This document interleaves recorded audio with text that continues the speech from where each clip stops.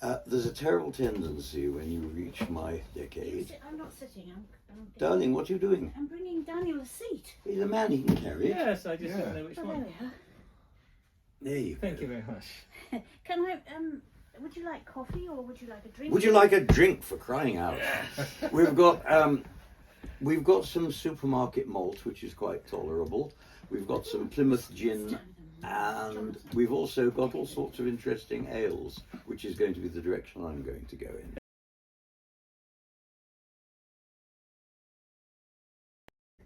Ah, here comes my angel. Look at this. Darling, I can't remember what you said you wanted in the beer department. Lovely, thank you very much. Thank you. Whose is that one? Bob's. That's Bob. I'm happy with anything. Shall I pass that over to Bob? You give him that one. Thank you. That's the speckled hen. Speckled hen. Pint of foaming mead.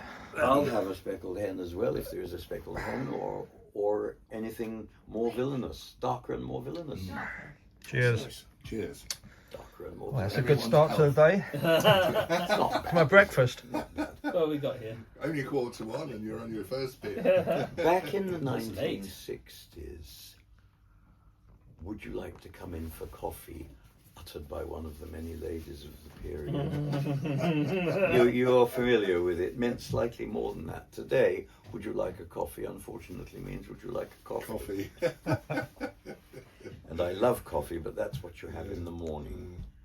Surely you would have said, would you like to come and see my paintings? My etching, yes, my etching. I wasn't painting actually then. After my first show at the first Harrogate Festival, so it was what, 1962 or something like that, I said to my father very rudely, I've done what you wanted, now I'm going to do what I want, which is the music. And I stayed with the music, and I was broadcasting. I was on the old Jack DeManio Today program. I was a singing satirist, political satirist. May I be forgiven. Although I never put on a West Indian accent like Lance Percival. Yeah, I was going to say, like Lance Percival. Not like Lance No, Percival. Right. Lance Percival ruined a very, very beautiful Barker-bodied, cat-eyed Bentley by turning it over in Berkeley Square when he was pissed. Yeah. And I've not forgiven him for the damage to the car. Thank you very much. That's lovely.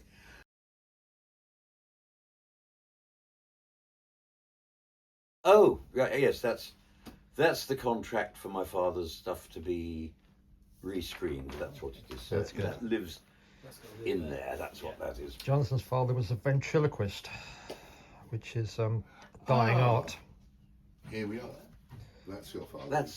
That's my father's puppet, and that's me. Hank, isn't it? Right.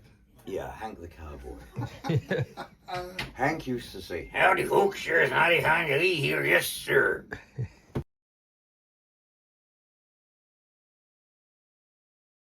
Father had a phenomenal sense of design. I'm a painter, but he was, I don't know, he sort of distilled things. He was a master at eliminating the unnecessary and giving you the soul of what he was looking at. And he was very much in love with westerns. They were very big back then. Every other movie was a western. And he did this. We started 2 miles in that direction in the covert Landy Wednack. My father was a conscientious objector. He'd been given a job in aircraft design, protected job, because he'd studied sciences and arts. And he said no, he didn't want any part of the killing, because if he designed aeroplanes, they'd drop bombs on people. So no, what else have you got? Well, you can dig ditches, you can work on the land. So he came back here and worked on the land at Churchtown Farm. A mixed reception, really, because of course their sons of his age were away fighting and getting killed. But because of his considerable, actually physical strength and style, and my mother's considerable beauty, she was half Romany with long blue-black hair and an amazing figure, and everybody adored and lusted after her, and they became very popular here. And I started my life in a little cottage down there, which is now gentrified and called Trewidden, but at the time of my conception, it was called Why Worry?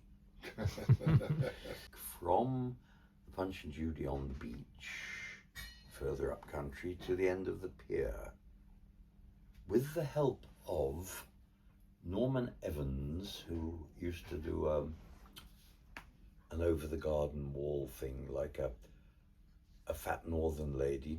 There was a later comedian who did much the same act, and Not Les Dawson. yeah, I think, yeah, exactly. That was very much Norman Evans' act. Oh, really? Yeah. Sorry, my stomach is adding a little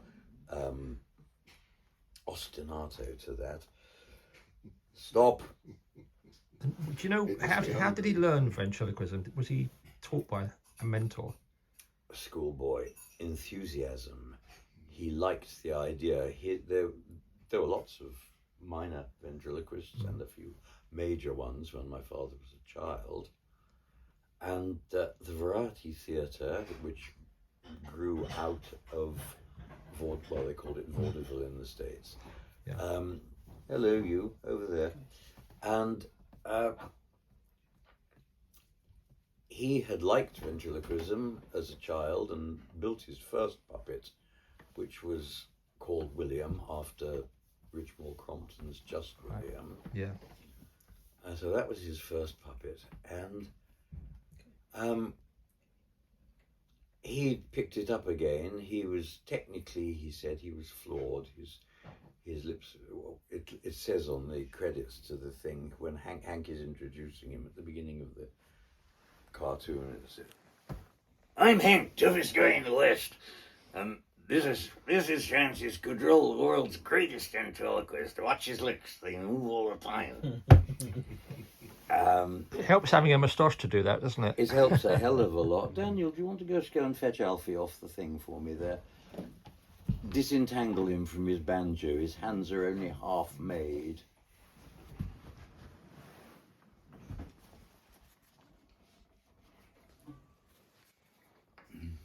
Sorry about the interesting sounds from the stomach, but it's inevitable.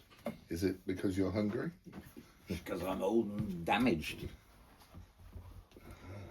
Rusty, come on. In Talk the here. middle of back to Southern Television and my little happy time there, I recorded the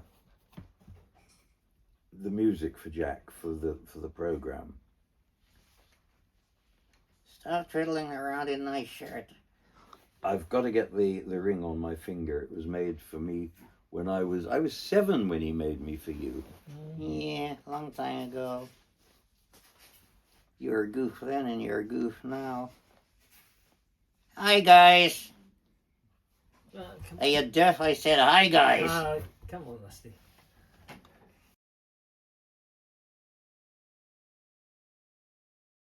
Put me down. Get your hand out of my fucking shirt, you old. Thank you very much. Enough of that.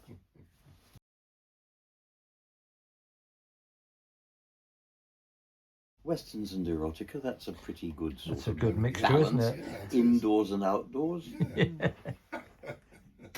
Chaps. In the saddle. In the saddle. I wanted to ask you, I've only ever seen your paintings online, so I've never seen them in the flesh, as it were. But Tristram Hillier, was that A sort of, huge influence. I was thinking, I know Tristram Hillier's daughter very well. She's one of my oldest friends. Really? I've known her for 50 years. Well, do tell her that her father destroyed my life, because had I been inspired by somebody zingy like Francis Bacon, I would have gone much, much further. But Yeah. Hillier was absolutely my god. Really? Yeah. And you knew Tristram? No, I didn't. I'd love to have met him. Because he was. But his work just went Yeah. straight in here and straight I know in his here. wife, Lida. Yes. I used to go to their studio in Somerset. And yeah, one of their daughters is married my best friend, so I've known her since she was. In fact, she was down here last week. Well, fancy. And they wrote a book on Tristram, which. is it called Leader and something? Well, Leader and the Swan was one Yeah, of his Leader and the Swan. his Yeah, own got a paintings. copy. Yeah, yeah, great painter. So you influenced by Tristram. That's interesting. Yeah, hugely. Can't you tell? Well, I see John Tunnard. Yes, John And Tunnard maybe some of the taught surrealists. me. Tunnard taught me. Mm. Hands-on teaching, that was. He had a little studio down in the Cove here, and his wife did block printing, fabric block printing, and I think some of those fabrics are still floating around somewhere. And he also drove his aunt's Hispano Suiza. I'm the only car nut here, I can see that. And, well, they were gigantic things, bigger than Rolls Royces. And I think Picasso had one of those. probably he had lots of cars. And there was a hand-wound petrol pump down in the Cove, operated by one Hartley Tripconey, who was an interesting man because he was a primitive painter, but not terribly primitive, but not that skilled either, but full of enthusiasm, and he banged them out and sold them to the tourists. And he had the petrol pump down there, and his wife had a little cream tea thing in the loft above, and he also collected the pots in the pub, and he was the special constable and the postman. And when the visitors would say to him, "Oh, how are you? Saw you this morning." Say, "Sorry, have we met?" Say, "Yes, you delivered the post, or you did this, whatever it was." Oh, he said, no, that's my brother. You don't want to believe a word he says. He's a terrible liar. Yes, Hartley dipped daffodils in red ink and sold shallots to the tourists as the bulbs that they would grow from, and so forth. He was a very, very Cadgwith man. I've lost my thread. Where were we? You're talking about Tristram and painting, and my own influences. Yeah, my father was my main teacher and my main influence, because he was really passionate about painting in the same way that I was passionate about music. So I was trained to be a competent painter. I guess that everything that I, in my heyday, did to a very high standard, I learnt before the age of 7 from my father. He studied with Fleetwood Walker, who taught at the Birmingham Art School that my father attended. And there definitely was some influence, because Walker painted in that slightly smoothed over modern thing that came in at the end of the 1920s. Very charming. A lot of the early posters for the railways and all that sort of thing. That was the zeitgeist at the time. That sort of palette. Lovely sort of muted oranges and blues and sepias and lots and lots of sand. Sorry, I must drink faster and talk slower because I keep losing the thread. I think Tristram Hillier was very influenced by De Chirico as well. I mean, is De Chirico? Oh yes, somebody without a doubt. Yeah. Everybody look at my work and says, Dali. I admired Dali, but I said when I was young, the difference between Dali and myself is that Dali is sexually perverse, and I am not. Well, after a couple of decades, I could no longer say that. No, I would have immediately have said Hillier, De Chirico, and possibly Paul Nash. Certain elements of Paul Nash's work. Yeah, maybe.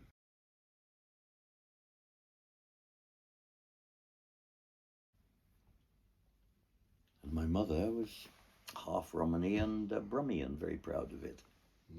She sounds exotic. She was extraordinary. Like someone Augustus John would paint. Very much so. And that's what I wanted to come to. Hartley Tripp, the primitive painter who had the petrol pump down in the Cove, was believed to be the child of Augustus John. Yeah. Funny enough, I lived in Augustus John's old house in Mousehole, the fish store, for 3 years, because I went out for 3 years with the ex-wife of Augustus John's grandson, Ben John. So I was party to quite a lot of John conversations. How lovely! How lovely! I think they decided I was too bohemian at the end of the day, which is a bit of a... Good That's grief, ironic. that is extraordinary, isn't it? Yeah, it's good going. I thought, well, so much for the John family, but yeah, I think he did father a lot of children. You certainly did. In fact, Well, I fathered children down here. I fathered a child down here 2 years ago, so I'm carrying on the John tradition. Very good. Yeah, doing my best to keep it going. Well, keep it going as long as it will. You youngsters. But yeah, did he know? So your grandmother, because my grandmother's Romany, so you know, I kind of know. I know that feeling As we've discussed that they have. Yeah, my mother's father was Romany. Her mother was Brummy, like she was. And her mother was afflicted with terrible psoriasis and arthritis and all of that autoimmune nonsense, which skipped a generation, has clobbered me a little bit, which is an awful bore. But yes, the music and the feeling of what we call the gypsies is still very present in me. Because you're a fan of Russian and gypsy music, aren't you? Yes, indeed. Веселой волною топают, цыгане табором идут. Всегда с гитарой под рукою, всегда играют и поют. И льется песня all together. You've gone into Anthony Quinn mode there, I think. All together. Yes, I toured with Kasatka Cossacks for getting on for 10 years. And I played with the Alexeyev Orchestra, big Russian orchestra. And I played with various gypsy ensembles on the continent, mostly in Switzerland. And earned a huge amount of money doing that, because the Swiss liked all that sort of music, and came back to find my second wife had spunked it all up the wall. Edit that out. This one is my third and fifth. The third. Okay. Third and fifth. There was an experiment in between. Bless her heart. So your good lady wife you've married twice. Yes. Oh, that's a good story. It's a good story. It's the best, and she is the best. Yeah. She is quite the most extraordinary. She's always saying, "I'm a very ordinary person." I thought, darling, if you were a very ordinary person, you would not be living with me. It couldn't be done, could it? No. Yes. She's very beautiful, isn't she? She's amazing. She really is.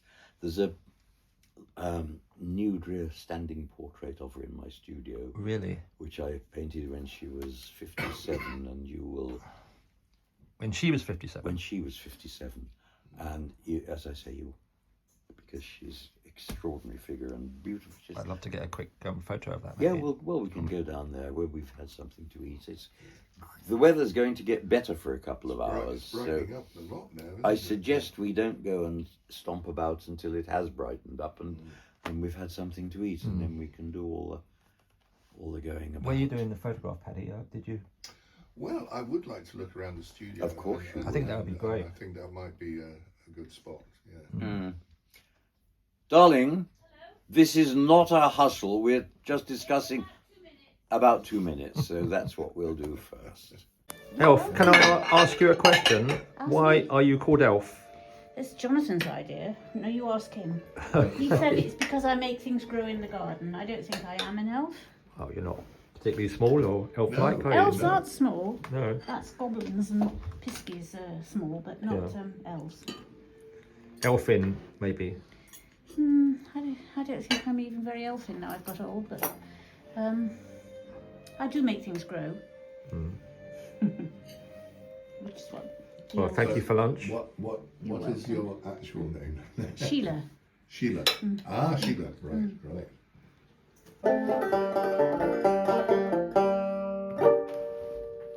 Wow.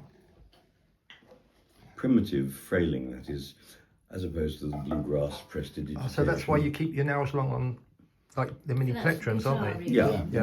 Guitar, But for banjo and guitar, they've grown past and they're hooking underneath on the strings now. Right. So, and you play in a band still? I You're part of the have a band. band still, Yeah. but we've gone down from being a fairly high wattage, jazz-orientated quartet to being Trio. duo, really, because Dangerous David, my drummer, is sodding off to New Zealand yet again. And he told me off for being cross with him for doing that. I just said it's just a question of the notice. If I'd known a fortnight ago, I wouldn't have confirmed the gig. There we go.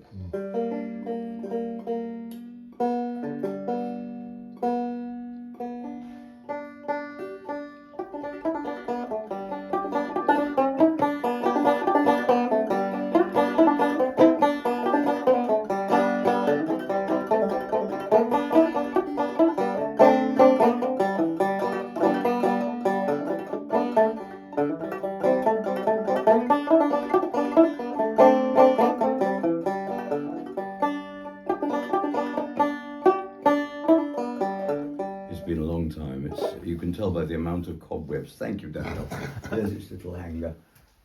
That's the lizard life. Like critics and paintings. Shall we go round the perimeter? What, darling? Go round the perimeter. No, I would go up straight through up. We come back on the perimeter.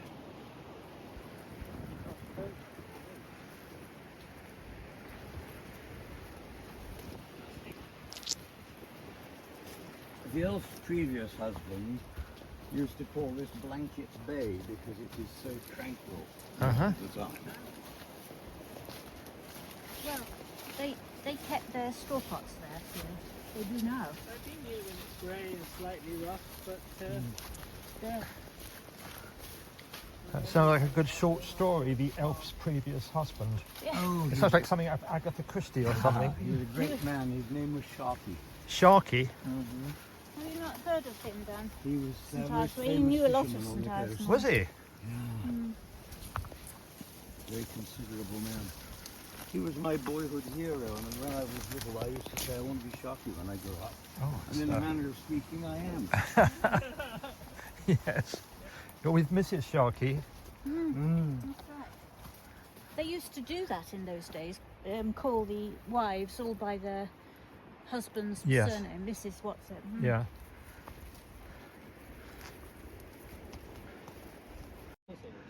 And this lovely woman of about 60, with the finest legs I had then seen on a 60-year-old, came up here and started to do all her Tai Chi stuff with scarves and swords, which I had not seen before. I've only seen the basics before, but this is what she was doing.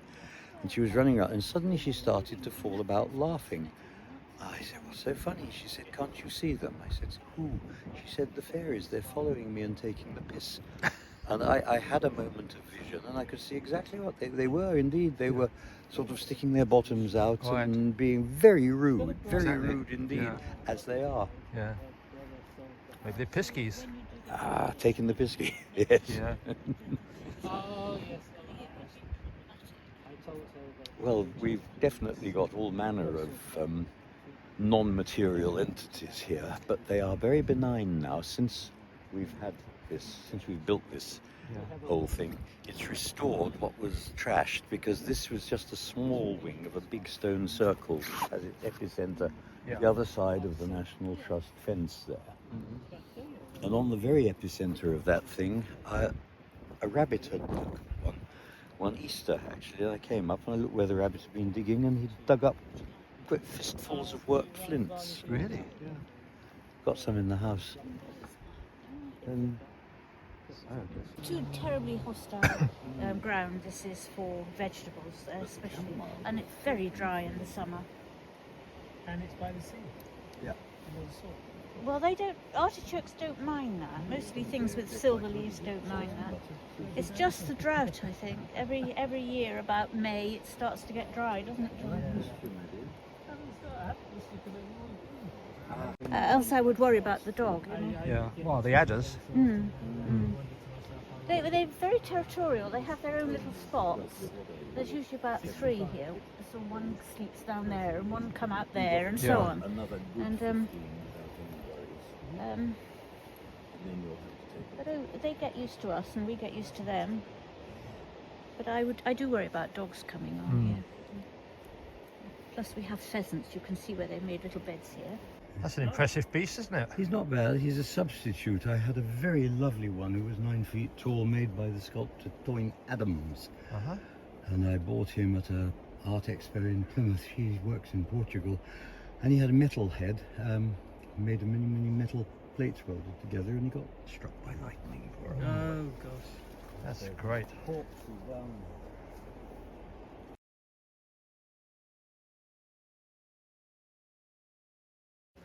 Oh, we got some lovely nudes here. Yeah. Well, this was the elf when she was 57. Really? Amazing, isn't it? That is She really incredible. is. God, she's so beautiful. Yeah, it really is. Still is, of course. She is, indeed, she is. Quite an extraordinary girl. 57. Was she a dancer or something? Or? No, she was a restaurateur. She created and ran the cafe in Edgeworth for many Oh, did years. she? Yes, she did.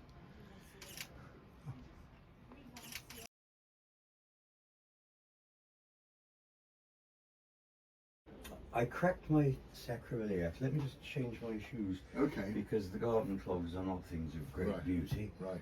The studio clogs are slightly better, but I cracked the sacroiliac and I became utterly incontinent. I was left screaming in a broken wheelchair Oh, in God. A&E for 2 hours. Oh my God. And cauda equina set in, so although my dick still works, I have no sensation there, so I can't tell if I have to pee or poo or when. So the kilt makes everything, yes. Makes it quicker and easier, I guess. Yeah, the wife of my dear guitarist said, "Well, can't you wear a nappy?" I said, "Well, would you? Bloody hell, you know, who would make that choice? Yes, Who would exactly. make that choice? Exactly. Yeah, you wouldn't want to do that." Yeah. Speaks for all of us. The hat off. She doesn't like my hat. Oh, doesn't she? What a shame. I thought it went very, very well Well, with the jacket. yeah. I find that if I don't wear something on my head, I sneeze. Ah, is it the sun that No, it's the cold. Oh, right. You're losing the heat through Yeah, the go top. through. I play the Yeah. organ in the parish church a couple of times, 3 Yeah. times a month, and I have a dispensation to wear a hat in there. Yeah. I said, "Look, Bach wore a wig, I'm going to wear a hat."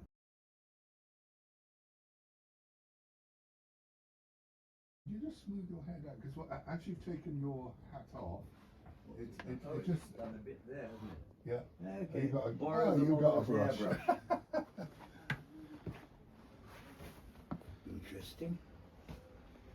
Yeah.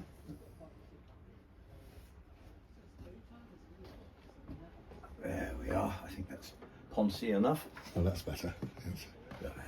I wouldn't say poncy, but Yeah, well, no, you won't. You're my guest. But It's a good word, though.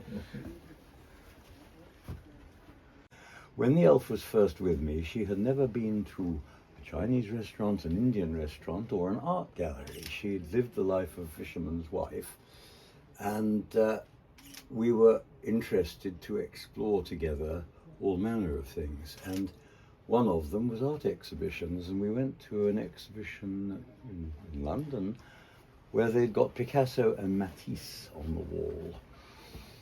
And it was arranged obviously for children. It was very didactic because it had all the little labels with about this and about that. And the elf was looking at all these and reading them, and I was familiar with the paintings because my father took me to art galleries from the age of 5.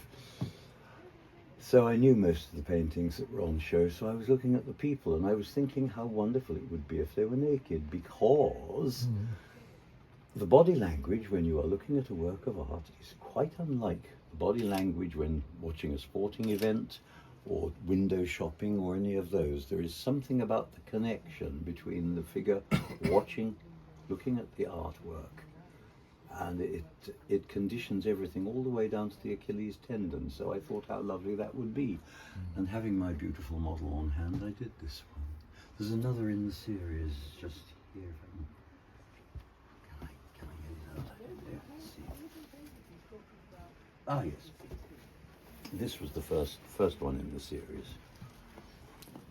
And this has got, you'll know all these, won't you? It's got a Is that Rembrandt? No, that's Whistler. Oh, Whistler's it's Whistler. Oh, yes, Whistler's yes, mother. yeah. Whistler's mother, Yeah. Brancusi's Princess X, and Tracy Emin's Yeah. wonderful piece of Yeah. rubbish. And there we go. So that was I'm trying to remember who the phallic one is. It's Brancusi. Brancusi, Brancusi. right? Yeah. It was called Princess X. Yeah. And is that the elf again? No, this is a lady Different called model. Anna Barlow, who first came to me when she was doing her GCEs, and then we met up with her at a wedding, and the elf asked her if she'd like to come and model for me because she was old enough by then, which she wasn't earlier on. And she said yes, she'd love to. And that's you looking at a painting that we can't see. That's right. Yes. That's right.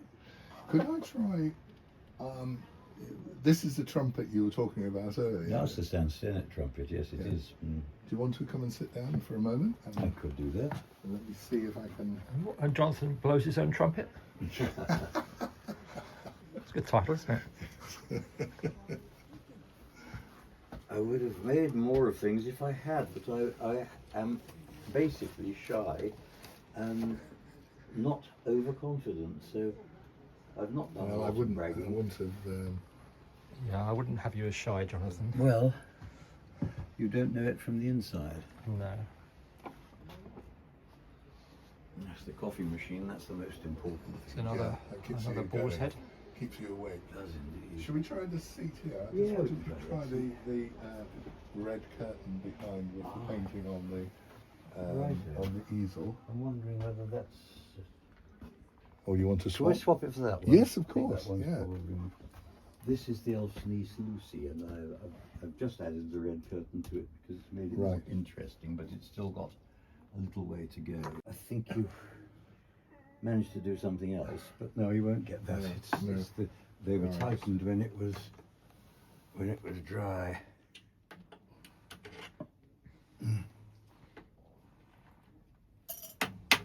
Ow! Oh, yeah, okay. Bugger! The guillotine. Guillotine! Absolute guillotine! You said bugger. I'm going to take that out. I did say bugger. I'll show you why I said bugger. Look, there's a nail under there to hold the canvas, and that came down and just Right on went your straight in. Proper guillotine, yes. Yeah. Ooh, we didn't like that very much. Off with his finger. Yes, indeed. I think that's fairly level. So I'm to sit in this chair here. Yeah, can I just move it again? You way put back it wherever where you was? want it to be. It's right there. Try it there. Let's see how it's looking. Actually, I think that's going to be a bloody good photograph. Whoa! There we go.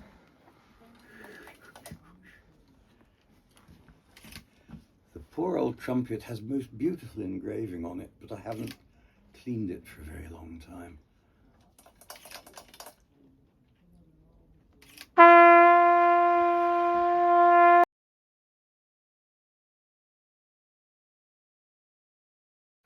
I was thinking also if you agreed, it would be to perhaps come back in the springtime when things are in Yeah, the garden are more utterly, alive, of course. and we could do some pictures out and about, you know, Most certainly, most certainly.